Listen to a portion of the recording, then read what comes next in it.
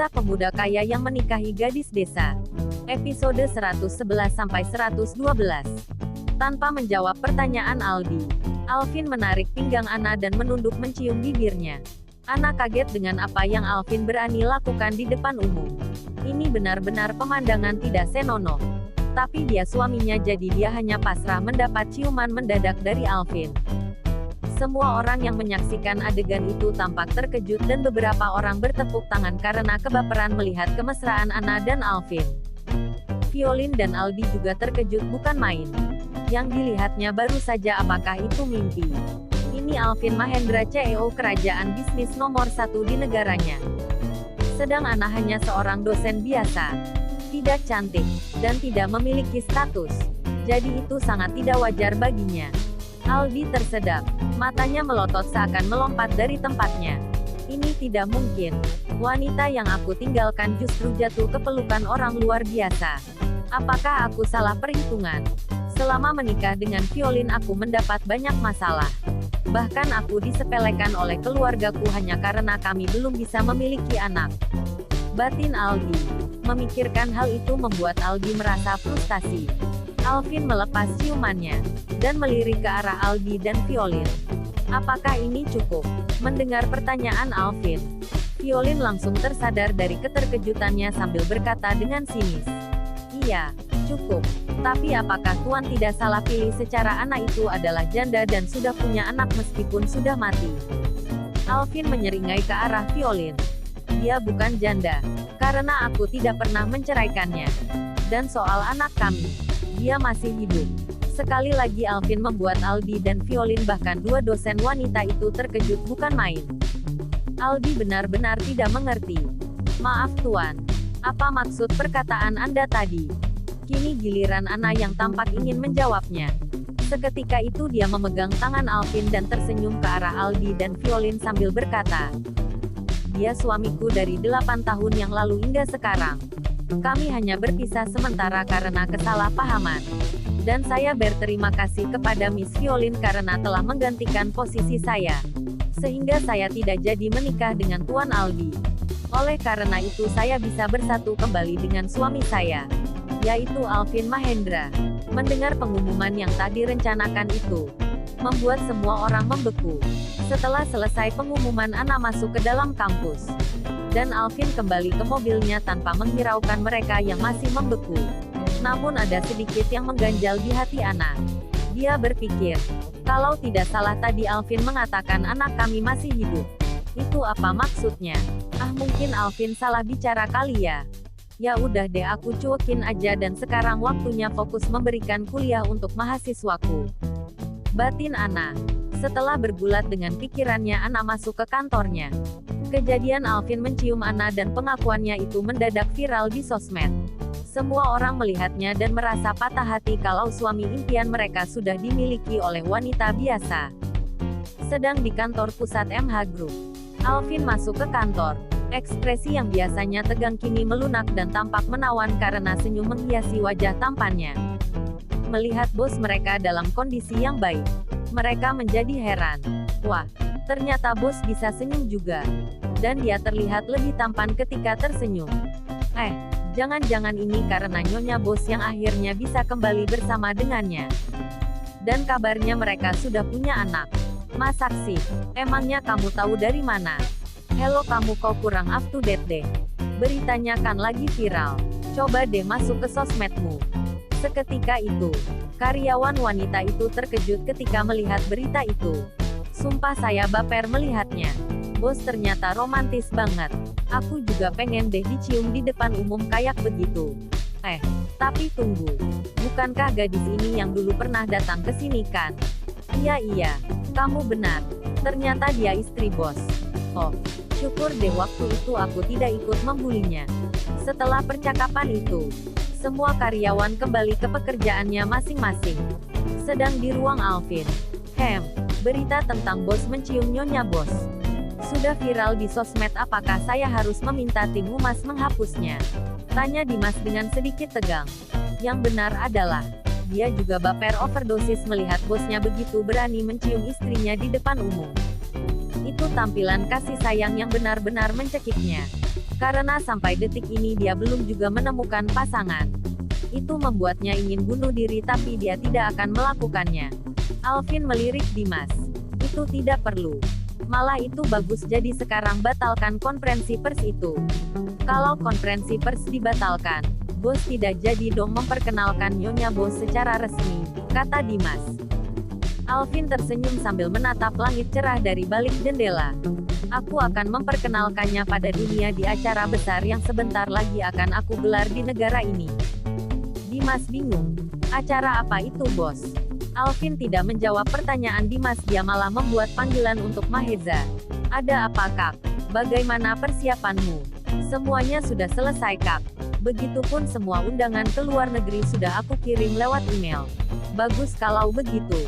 Apa ada yang lain, Kak? Itu cukup. Setelah membuat panggilan ke Maheza, Alvin menatap Dimas. Sekarang juga kamu ambil beberapa undangan di Star Entertainment. Setelah itu bagikan ke semua karyawan yang bekerja untuk MH Group. Setelah mendengar bosnya menyebutkan undangan, Dimas langsung mengerti kalau acara yang dimaksud bosnya adalah acara besar yang akan melibatkan pebisnis dari berbagai negara. Dan dalam 2 hari lagi acara itu akan terlaksana. Alvin sengaja hanya melibatkan orang-orang tertentu untuk melakukan persiapan agar tidak bocor sebelum hari H. Dia benar-benar ingin membuat kejutan dan terobosan baru di negaranya. Tanpa bertanya banyak lagi, Dimas mengangguk dan undur diri. Sesaat kemudian, undangan sudah beredar. Semua orang menjadi heboh. Ah, ini adalah undangan yang luar biasa. Bos benar-benar akan membakar uang di acara ini. Iya, dan aku dengar tamunya tidak hanya dari dalam negeri tapi dari luar juga. Dan ini tidak hanya perayaan pesta biasa seperti tahun-tahun sebelumnya, melainkan sebagai ajang untuk menjalin ikatan bisnis yang melibatkan berbagai negara. Dan pesta kali ini akan berlangsung selama 5 hari. Sehingga semua hotel dan tempat wisata yang di bawah MH Group sudah dipersiapkan. Keren kan? Ini sih bukan keren lagi, tapi luar dari biasa. Itu artinya sayap MH Group akan semakin melebar dong. Wah, bos Alvin ternyata tidak hanya tampan tapi juga jenius. Karena hari besar itu tinggal 2 hari. Alvin benar-benar sibuk dan lembur di kantor. Dan itu membuat Ana merasa kesepian di rumah. Itu sudah jam 10 malam Ana mendapat panggilan dari Alvin. Sayang, tidurlah duluan. Aku masih ada kerjaan sedikit lagi. Tapi kamu jangan paksain diri ya. Kalau lelah langsung istirahat. Siap ratuku, hehe. Ana tersenyum mendengar Alvin memanggilnya ratuku. Dia jadi tersipu malu. Alvin memang pandai dalam hal membuat istrinya menjadi tersipu malu. Dan Ana tidak bisa membantu dirinya kalau dia benar-benar jatuh cinta lagi pada Alvin. Setelah itu dia masuk ke kamarnya dengan senyum yang merekah. Segera dia bersiap untuk tidur sesuai dengan perintah suami tercintanya. Itu sudah jam 2 pagi. Ana terbangun dari tidurnya dan tak menemukan Alvin di sampingnya. Apakah dia belum pulang? Ana mulai khawatir dengan Alvin. Karena ini kali ketiganya dia lembur. Dengan setengah ngantuk Ana bangun dari tempat tidur. Dan mengambil air wudhu. Di tengah malam yang hening. Menyisakan suara gemerisik angin lembut entah datang dari mana. Ana menengadah kedua tangannya sehabis 2 rakaat tahajudnya. Ana berdoa dengan suara lirih ditemani suasana haru dalam hatinya. Ya Allah yang Maha Pengampun, ampunilah dosa hamba dan suami hamba. Ya Allah pemilik jiwa, lindungilah suami hamba. Pelihara dia dari bahaya dan rasa sakit. Serta limpahkanlah kebahagiaan dalam rumah tangga kami. Dan jauhkanlah sifat sombong dari kami. Ya Allah pemilik hati. Ku tahu sifat hati itu berubah-ubah tapi aku mohon tetapkanlah hati kami untuk tetap saling mencintai. Dan karuniakanlah seorang anak sebagai penyenang dan penenang hati kami. Amin ya Allah. Setelah selesai sholat, Ana berdiri dan hendak mengambil Al-Quran. Namun tiba-tiba dia mendengar suara dari ruang kerja Alvin. Dengan cepat Ana keluar dari kamar dan menuju ruang kerja Alvin. Ana melihat pintu terbuka dan lampu masih menyala. Dia masuk dan menemukan Alvin sedang fokus dengan laptop dan beberapa dokumen di mejanya. Menyadari kedatangan Ana, Alvin meliriknya. Sayang kamu baru selesai sholat ya? Ekspresi Ana menjadi gelap. Kamu belum tidur? Sebentar lagi sayang. kata Alvin sambil melanjutkan pekerjaannya. Kamu pulang jam berapa tadi? Tanya Anna dengan sinis. Jam 12, kata Alvin. Ayo kita istirahat dulu. Abis subuh kamu bisa lanjutin lagi, kata Anna dengan tatapan yang rumit. Sayang sebentar lagi ya. Sedikit lagi selesai kok. Lebih baik kamu tunggu aku di kamar, aku akan segera menyusul, kata Alvin sambil meremas kedua tangan Anna. Anna melepaskan tangannya dari tangan Alvin dengan sedikit kasar. Dia menatap Alvin dengan tatapan sinis. Kamu sudah 3 hari seperti ini. Hanya tidur beberapa jam sehari. Kamu itu bukan Superman. Tubuhmu itu punya hak untuk diistirahatkan. Tidakkah kamu berpikir kalau kamu punya istri yang akan mengkhawatirkanmu? Anna benar-benar mulai kehilangan kesabaran. Dia menatap Alvin yang masih tercengang melihat omelannya tanpa berkata apapun. Baik, kalau begitu lanjutkan pekerjaanmu. Tidak usah memikirkanku. Aku lupa kalau kamu orang yang kuat. Setelah berkata seperti itu, Anna berlari ke kamarnya sambil menyeka air matanya. Sayang tunggu, kata Alvin. Karena Anna tidak berhenti, Alvin kembali menyelesaikan pekerjaannya dengan cepat. Setelah semua selesai, Alvin langsung kembali ke kamarnya. Tapi sayang pintu dikunci. Dia terpaksa mengetuk pintu. Tok tok tok. Sayang, buka pintunya dong. Iya, maafin aku ya. Aku sadar aku salah. Sekarang aku akan tidur, kata Alvin dengan lembut. Alvin terus saja mengetuk pintu tapi Anna tidak mau membukanya. Terpaksa Alvin tidur di sofa padahal banyak kamar di rumahnya. Dia hanya ingin menunjukkan permintaan maafnya yang tulus. Beberapa saat kemudian, Anna tidak mendengar lagi suara Alvin. Dia mulai penasaran.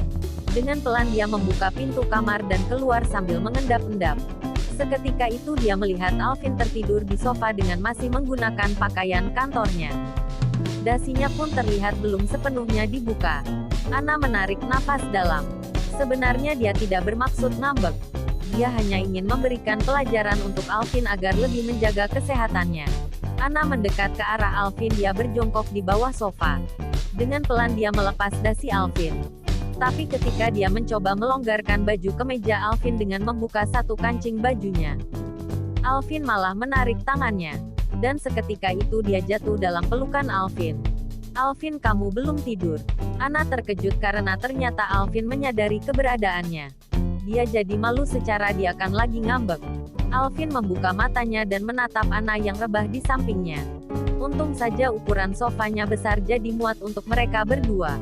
Sayang, Alvin tersenyum. Jangan panggil aku, karena aku masih marah, kata Anna sambil memalingkan wajahnya dari Alvin. Alvin menarik dagu Anna dengan tangannya yang besar. Dengan lembut dia mencium bibir Anna. Seketika itu Anna membeku dan matanya berkedip-kedip. Beberapa detik kemudian Alvin melepas ciumannya. Dan merasa lucu melihat ekspresi Anna, dia berbisik di telinga Anna. Maaf.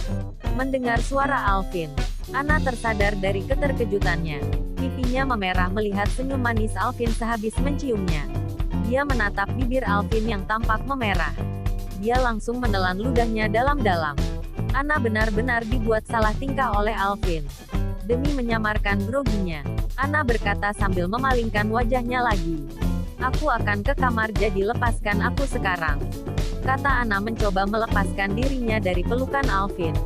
Alvin malah semakin mempererat pelukannya. Dia mencium rambut Anna yang panjang sambil berbisik.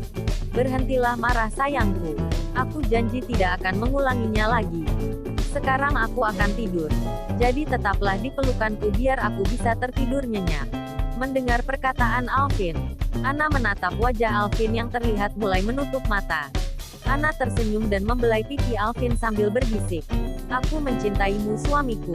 Mendengar bisikan Anna, Alvin tersenyum sambil berkata, aku tahu. Setelah itu Anna membenamkan wajahnya di dada bidang Alvin. Dia mencium bau khas tubuh Alvin dengan rakus. Dia suaminya dan tidak akan pernah melepaskannya. Malam itu mereka tertidur di sofa sambil berpelukan.